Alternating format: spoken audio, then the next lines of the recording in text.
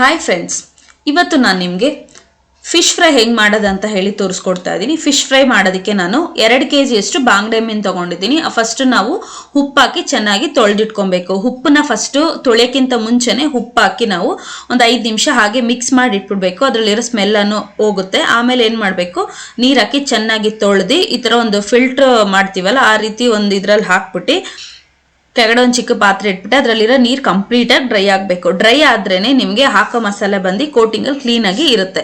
ಇವಾಗ ನಾನು chilli powder add ಮಾಡ್ತಾ ಇದ್ದೀನಿ. ಚಿಲ್ಲಿ ಪೌಡರ್ ಬಂದು ನಾನು ತೊಗೊಂಡಿರೋ ಚಿಲ್ಲಿ ಪೌಡರು ಸ್ವಲ್ಪ ಖಾರ ಕಡಿಮೆ ಇದೆ, ಕಲರ್ ಜಾಸ್ತಿ ಇದೆ. ಅದಕ್ಕೋಸ್ಕರ ನಾನು ಏನು ಮಾಡ್ತಾ ಇದ್ದೀನಿ, 2 kgಗೆ 8 ಸ್ಪೂನಷ್ಟು ಚಿಲ್ಲಿ ಪೌಡರ್ನ ಆ್ಯಡ್ ಮಾಡ್ತಾ ಇದ್ದೀನಿ. ಚಿಕ್ಕ ಸ್ಪೂನ್ ಅಷ್ಟೇ, ಅದರಲ್ಲಿ 8 ಸ್ಪೂನ್ ಅಷ್ಟು ಹಾಕಿದ್ದೀನಿ. ನೀವು ಯೂಸ್ ಮಾಡೋ ಚಿಲ್ಲಿ ಪೌಡರು ಖಾರ ಕಡಿಮೆ ಜಾಸ್ತಿ ಇದ್ರೆ ನೋಡಿ ಆ್ಯಡ್ ಮಾಡ್ಕೊಳ್ಳಿ. ಸ್ವಲ್ಪ ಅರಿಶಿನ ಪುಡಿ, ರುಚಿಗೆ ತಕ್ಕಷ್ಟು ಉಪ್ಪು ಆ್ಯಡ್ ಮಾಡಿದ್ದೀನಿ.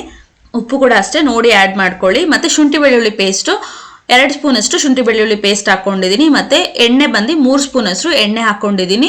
ನಿಂಬೆಹಣ್ಣು ರಸ, ಒಂದು ನಿಂಬೆಹಣ್ಣು, ದೊಡ್ಡದಾಗಿರೋ ನಿಂಬೆಹಣ್ಣ 1 ನಿಂಬೆಹಣ್ಣ ತೊಗೊಂಡು ಅದರಲ್ಲಿರೋ ರಸ ಪೂರ್ತಿ ಆ್ಯಡ್ ಮಾಡ್ಕೊಳ್ಳಿ. ನಾನು ಫಿಶ್ ಫ್ರೈ ಮಸಾಲ ಕೂಡ ಆ್ಯಡ್ ಮಾಡ್ತಾ ಇದ್ದೀನಿ.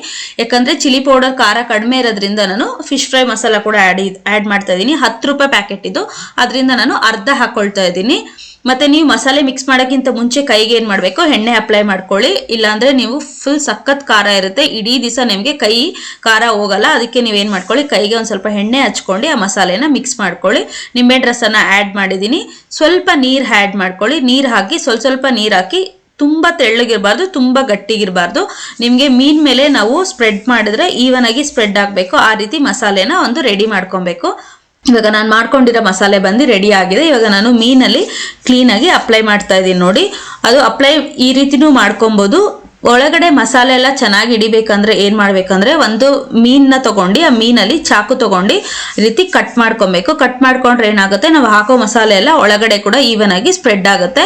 ಮತ್ತು ಬೇಯೋದು ಕೂಡ ಈವನ್ ಆಗಿ ಬೇಯುತ್ತೆ ಅನ್ನೋಕ್ಕೋಸ್ಕರ ನಾನು ಈ ರೀತಿ 2 ಕಡೆನೂ ನಾವು ಚಾಕುವಿಂದ ಈ ರೀತಿ ಕಟ್ ಮಾಡ್ಕೊಳ್ತಾ ಇದ್ದೀನಿ. ಇವಾಗ ಇದಕ್ಕೂ ನಾನು ಮಸಾಲೆ ಹಾಕೊಂಡು 2 ರೀತಿನೂ ನಾನು ತೋರಿಸಿದ್ದೀನಿ. ನೀವು 2 ರೀತಿ ಟ್ರೈ ಮಾಡಿ.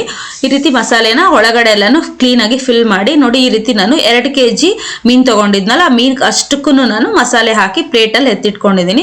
ಇವಾಗ ಇದನ್ನ ನಾನು ಏನು ಮಾಡ್ತೀನಿ, ಒಂದು 2 ರಿಂದ 3 ಅವರ್ನ ನಾನು ಫ್ರೀಸರಲ್ಲಿ ಇಡ್ತೀನಿ. ಫ್ರೀಸರಲ್ಲಿ ಏನಕ್ಕೆ ಇಡ್ತೀವಿ ಅಂದರೆ, ನಾವು ಹಾಕಿರೋ ಮಸಾಲ ಎಲ್ಲ ಕ್ಲೀನಾಗಿ ಸೆಟ್ ಆಗಲಿ ಅನ್ನೋಕ್ಕೋಸ್ಕರ ನಾನು ಇವಾಗ ಫ್ರೀಸರಲ್ಲಿ ಇಡ್ತಾ ಇದ್ದೀನಿ. 2 ಅವರ್ ಆದಮೇಲೆ ನಾನು ಏನು ಮಾಡ್ತಾ ಇದ್ದೀನಿ, ಒಂದು ಸ್ಟವ್ ಮೇಲೆ ತವಾ ಇಟ್ಕೊಂಡು ತವಾ ಮೇಲೆ ಒಂದು ಸ್ವಲ್ಪ ಎಣ್ಣೆ ಹಾಕ್ಕೊಳ್ಳಿ. ಇವಾಗ ನಾನು ಫ್ರೀಸರಿಂದ ತೆಗೆದಿಟ್ಕೊಂಡಿದ್ನಲ್ಲ ಆ ಮೀನನ್ನ ಹಾಕಿ ಫ್ರೈ ಮಾಡ್ಕೊಳ್ತಾ ಇದ್ದೀನಿ. ಸ್ವಲ್ಪ ಎಣ್ಣೆ ಹಾಕಿ ಲಿಡ್ ಹಾಕಿ ಕ್ಲೋಸ್ ಮಾಡಿಬಿಡಿ. ಅವಾಗ ಫಿಶ್ ಫ್ರೈ ಮಾಡಿದ್ರೆ ಏನಾಗುತ್ತೆ, ಘಾಟ್ ಆಗುತ್ತೆ. ಆ ಘಾಟು ನೀವು ಅವಾಯ್ಡ್ ಮಾಡೋಕ್ಕೋಸ್ಕರ ನಾನು ಲಿಡ್ ಹಾಕಿ ಕ್ಲೋಸ್ ಮಾಡ್ತೀನಿ. ಮತ್ತು ಬೇಯೋದು ಕೂಡ ಬೇಗ ಬೇಯುತ್ತೆ ಅಂತೇಳಿ ಲಿಡ್ ಹಾಕಿ ಕ್ಲೋಸ್ ಮಾಡಿ 2 ಕಡೆ ಈವನ್ ಆಗಿ ನಾವು ಬೇಯಿಸಿ ನೋಡಿ. ಎಷ್ಟು ಸೂಪರ್ ಆಗಿ ನನಗೆ ಫಿಶ್ ಫ್ರೈ ರೆಡಿ ಆಗಿದೆ. ನಾನು ಇವಾಗ ಪ್ಲೇಟ್ಗೆ ಸರ್ವ್ ಮಾಡ್ಕೊಳ್ತಾ ಇದ್ದೀನಿ. ಇದ್ರ ಜೊತೆಗೆ ನೀವು ಈರುಳ್ಳಿ ಇಟ್ಟು ತಿಂದು ನೋಡಿ, ಸೂಪರ್ ಆಗಿ ನಿಮಗೆ ಫಿಶ್ ಫ್ರೈ ರೆಡಿ ಆಗಿದೆ. Thank you.